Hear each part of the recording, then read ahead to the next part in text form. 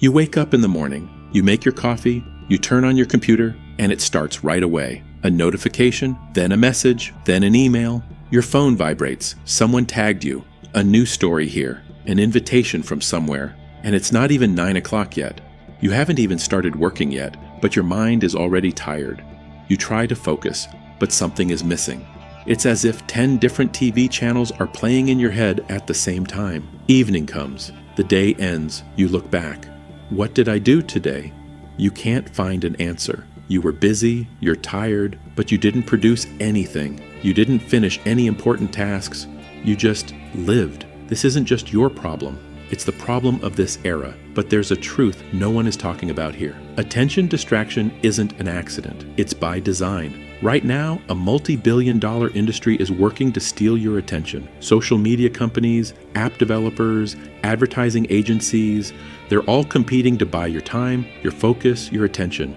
And most people aren't even aware of this battle. Throughout this video, I'll show you 3 things. First, what distractions truly are. It's not just phones. It's something far more insidious. Second, how these distractions hold you back in your career, how they cause you to miss promotions and lose opportunities. Third, how a Japanese philosopher who lived 400 years ago solved this problem using samurai strategies. Because this problem isn't new, it's just changed form.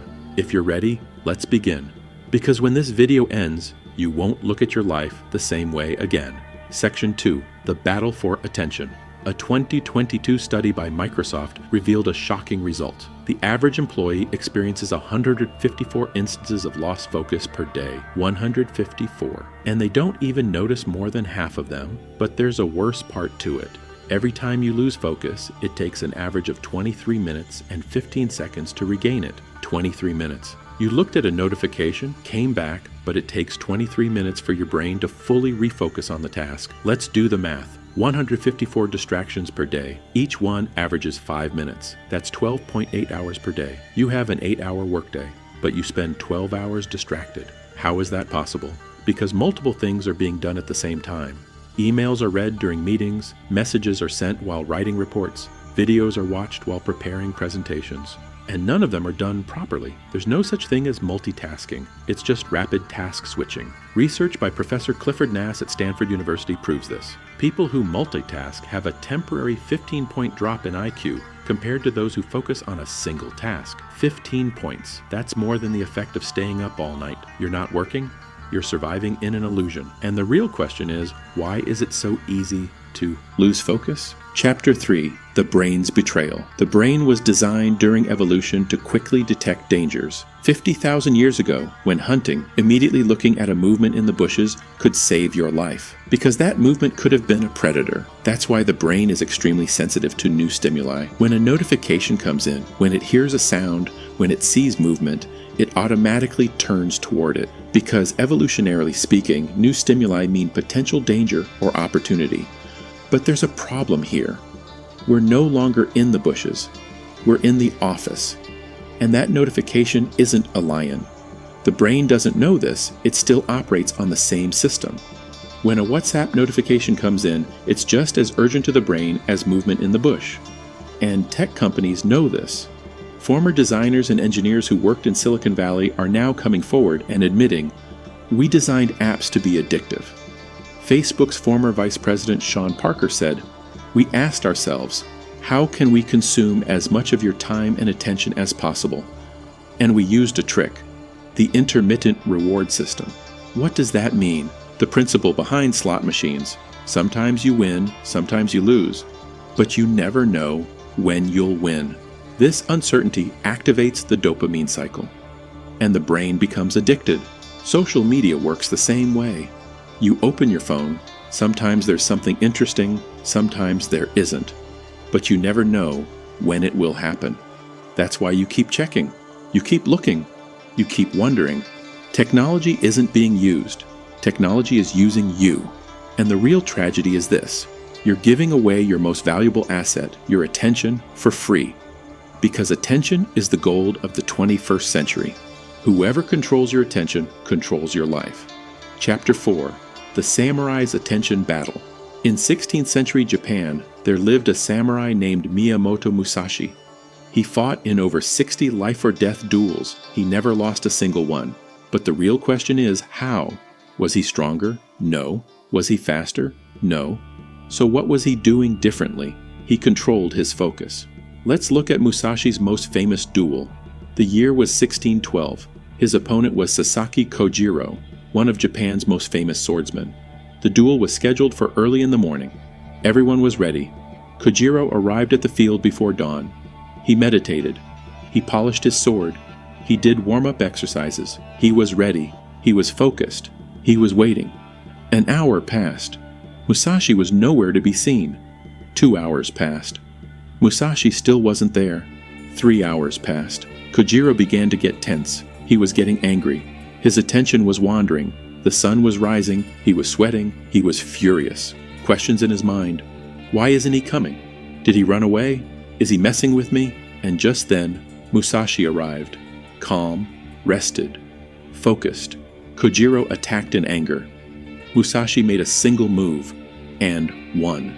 The duel was won before the swords even clashed. Musashi said, "If you distract your enemy's attention, you've already won."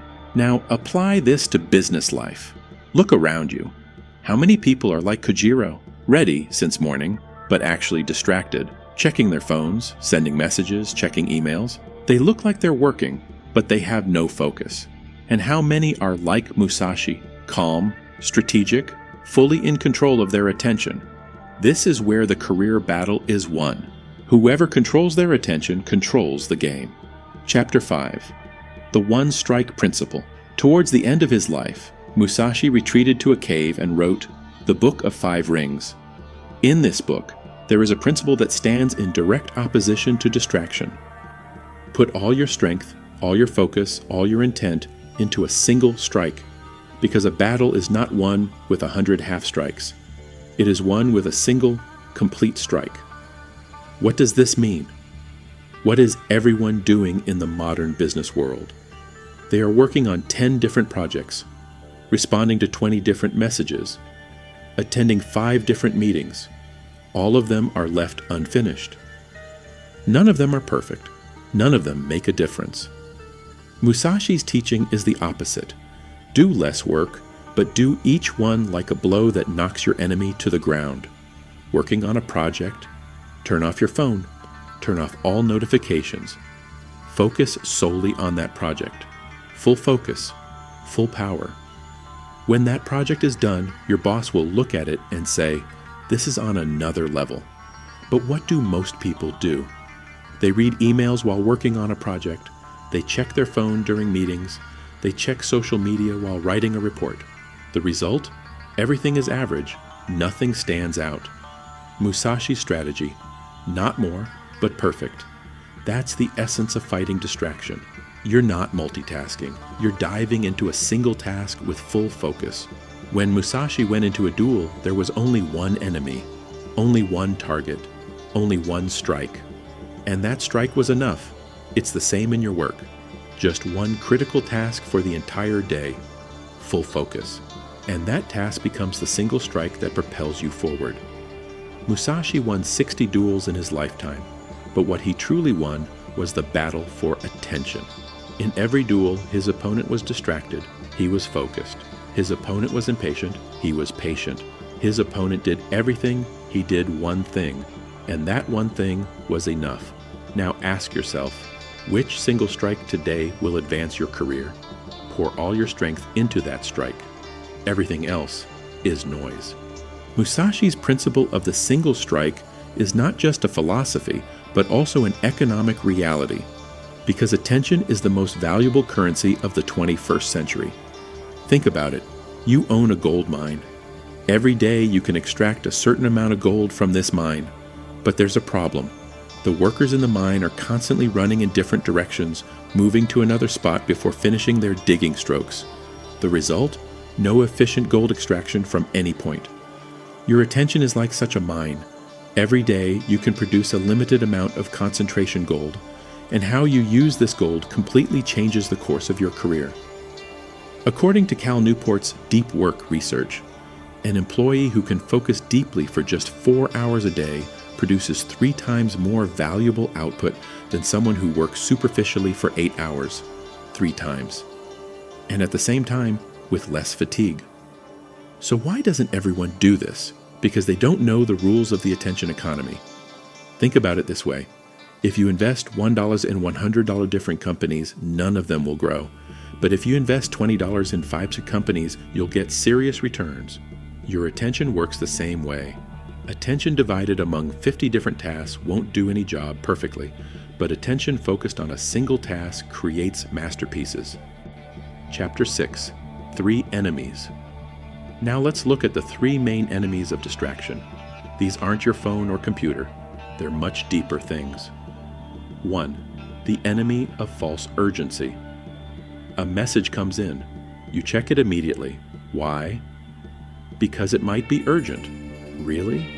According to Harvard Business Review's analysis, employees misinterpret the urgency of most messages. While many notifications appear urgent, they are not actually critical. Research shows that people believe they need to respond much faster than the sender expects. The result? The brain produces a "I must check this now" reflex with every notification. This divides focus, steals time, and makes it difficult to see real priorities. This is where the Eisenhower matrix comes into play. 1 important and urgent. 2 important but not urgent. 3 urgent but not important. 4 neither urgent nor important. Most people spend their time in boxes 3 and 4, but careers are built in box 2. Now let's open each box. First box. Real crises happen here. The system crashed, the customer is calling urgently, the deadline is today. You need to be in this box, but you can't be trapped here. If you live here all the time, you're spending your life putting out fires. Second box. This is the golden box. You're strategizing, building deep relationships, developing skills. No one asks you for these things today, but in 6 months, the person who gets promoted, finds opportunities, and stands out is the one who invested here. Because it doesn't seem urgent, it keeps getting postponed. But this is where careers are won. Third box. The deception box. Everything seems urgent, but it's not important to you. Come to this meeting. Check this message immediately. Other people's urgency has become your urgency. If you spend most of your time here, you're working for someone else's agenda. Fourth box. The time graveyard. Social media, meaningless chats, aimless browsing. Neither urgent nor important, just killing time. Every minute spent here is a minute stolen from the second box. 2. Enemy. Social approval addiction. Something is shared. How many likes did it get? How many comments came in? This cycle triggers dopamine release in the brain.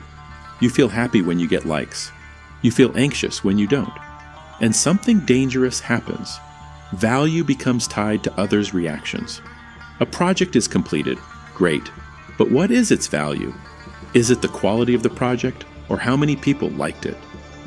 Social approval directs your attention outward. Strategy directs your attention inward. One of Musashi's principles. Think less about yourself. Think more about your work. 3. Enemy. Information addiction. I must be aware of everything. I must read every piece of news. Really? A 2007 study found that the average person is exposed to as much information as 174 newspaper pages per day. For comparison, in 1986, this amount was only 40 pages. It has quadrupled. But are we 4 times more knowledgeable? No. We are exposed to 4 times more information pollution. Musashi. Instead of knowing every technique, master one technique perfectly. Chapter 7. The power of protocols. Now, practical, concrete strategies that can be used today. 1. Strategy. The 90-minute rule. The human brain can focus continuously for a maximum of 90 minutes. Here's the strategy.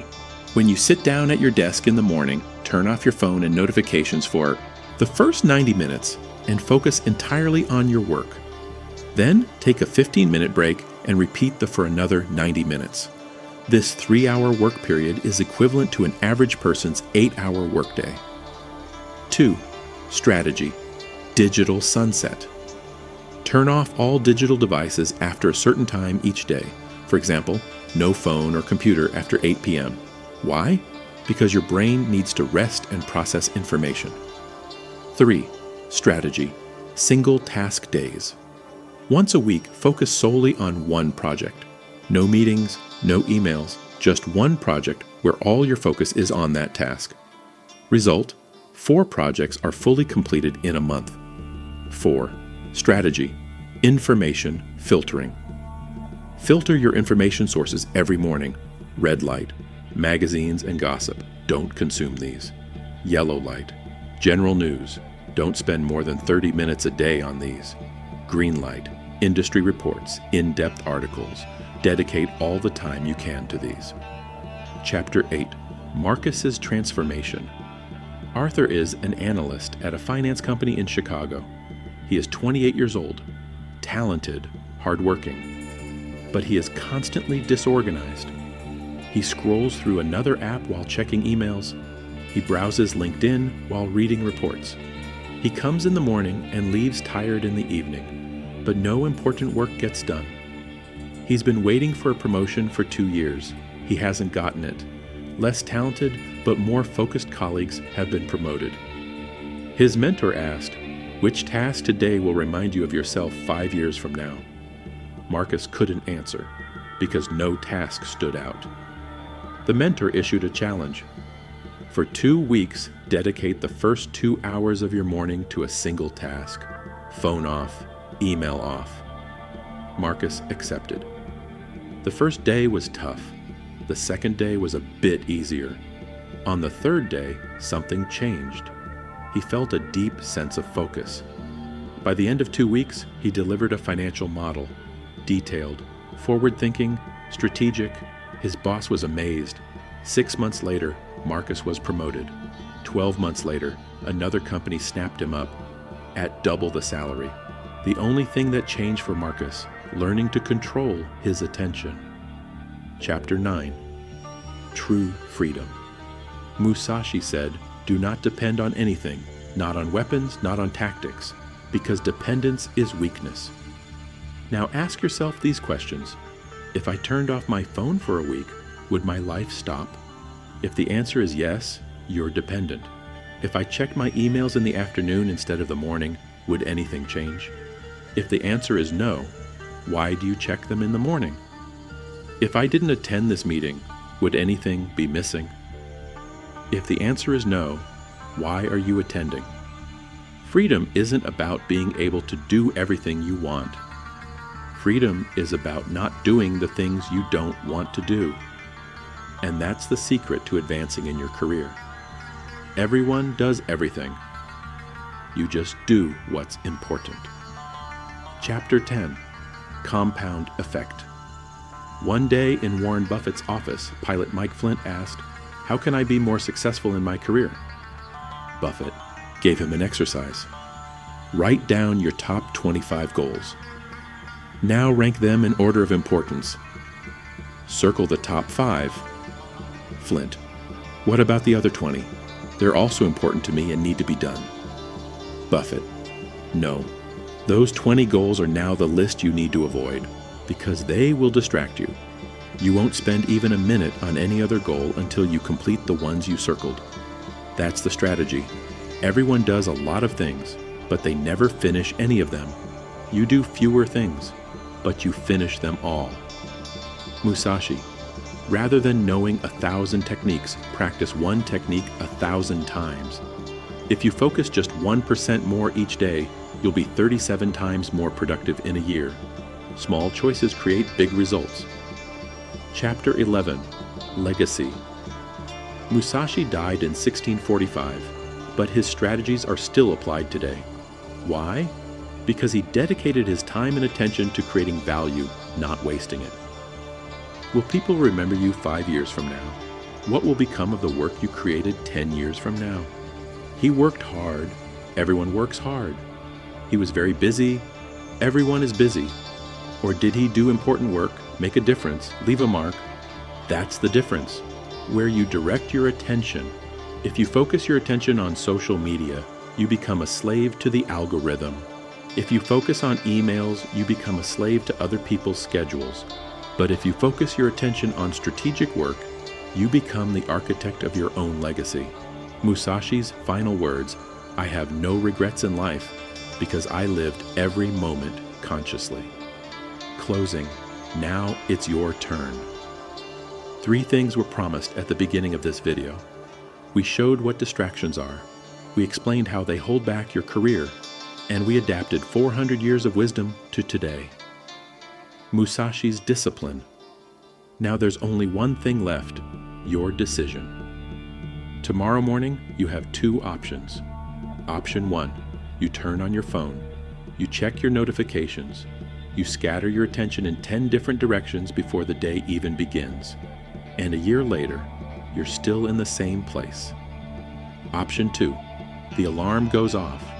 You leave your phone off. You make your coffee. You focus fully on the most important task for 90 minutes. One task, deep focus, full results. Which option will you choose? Strategies have been provided, protocols have been provided, examples have been provided, but you are the one who will implement them. Musashi, knowing the path and walking the path are 2 different things. And now I ask you for one thing. Like this video. The algorithm will help this message reach more people. Write in the comments. I'm implementing the first strategy tomorrow morning. When you commit, your likelihood of following through increases 3-fold. And share it with someone who can't control their attention, who's constantly scattered, wasting their potential. Send them this video. Because this isn't just a video, it's a movement to reclaim your focus, a movement to take control of your career. See you in the next video. And remember, the battle is won the moment you take control of your attention. Now go and use those 90 minutes for yourself.